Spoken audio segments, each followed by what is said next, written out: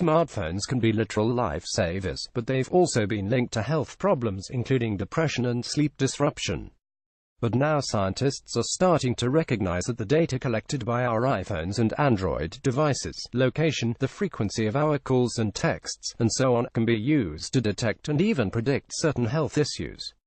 So even if they may raise the risk of some problems, our phones may soon help us avoid others, and become a sort of digital guardian angel watching over us from our own pockets. They're a very good proxy for capturing how we interact with our environment and other people. Dr. John Torous, co-director of the digital psychiatry program at Beth Israel Deaconess Medical Center in Boston, says of smartphones, things like how active people are, how much people are sleeping, how far people are traveling each day.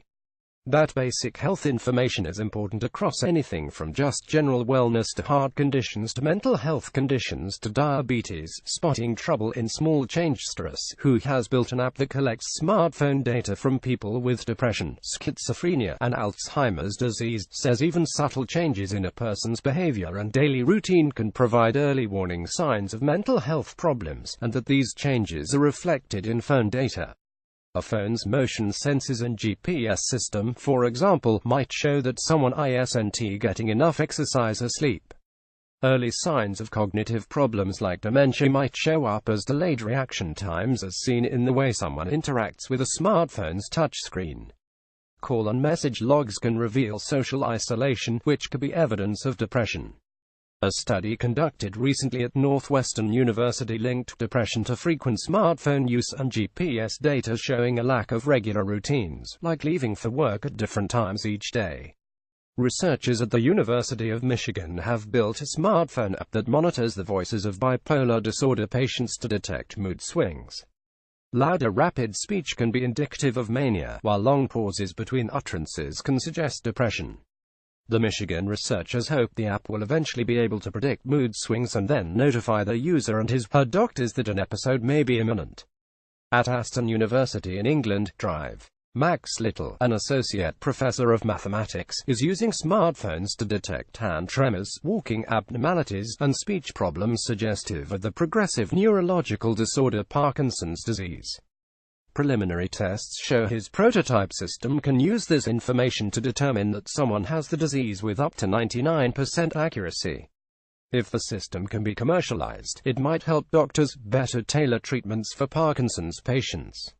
Especially promising, says Little, is the system's potential for spotting Parkinson's sooner than is now possible. This is the excitement with this sort of tool, he says. It allows us to scale up measurement of behavior that could be relevant to diseases like this beyond academia. Academic researchers aren't the only ones looking for ways to harness smartphone data for better health. MindStrong, a startup in Palo Alto, California, is testing an app that collects location, activity, and social interaction data as well as keyboard use and even word choice. The hope is that the app will be able to help detect various mental illnesses. Unusually slow typing and misspellings could indicate cognitive impairment, while certain language patterns, frequent use of the word I, for instance, might mean depression. Chicago-based Trigger Health is already selling an addiction recovery app that it says can tell when users are likely to relapse. It relies on smartphone data as well as drug use history and other personal information. When the app spots a potential relapse, a member of the company's chat support team steps in to offer advice or alert the individual's real-world care team. Not ready for prime time. For all the promise of smartphone health data, there's scant evidence proving its effectiveness in the real world. Then there's the matter of privacy. People may be surprised to find that personal data entered into a mental health app is forever out of the control, says Torous. Reliability is another concern. Little says insufficiently tested services could wind up diagnosing people with problems they don't have. That could cause needless distress and waste doctors' time. Human behavior is infinitely complex, Little says. Trying to measure a hand tremor from a smartphone is great until you realize someone's using a lawnmower running in the background. At present, Little says the most reliable disease monitoring systems involve the use of so-called structured tests, in which people carrying smartphones perform certain specific tasks.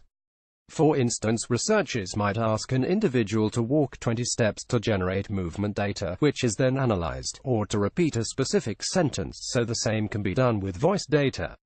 But the key going forward will be to create smartphone systems that work in the background, monitoring an individual's health without his or her awareness. That's a tricky prospect, experts agree, but the intimate connection between us and our phones means the potential is there. All mental illnesses have some behavioral, social, or cognitive component that is likely already being recorded or manifest in the ways we use smartphones, says Torous. The challenge is identifying what those signals are and separating them from what is noise.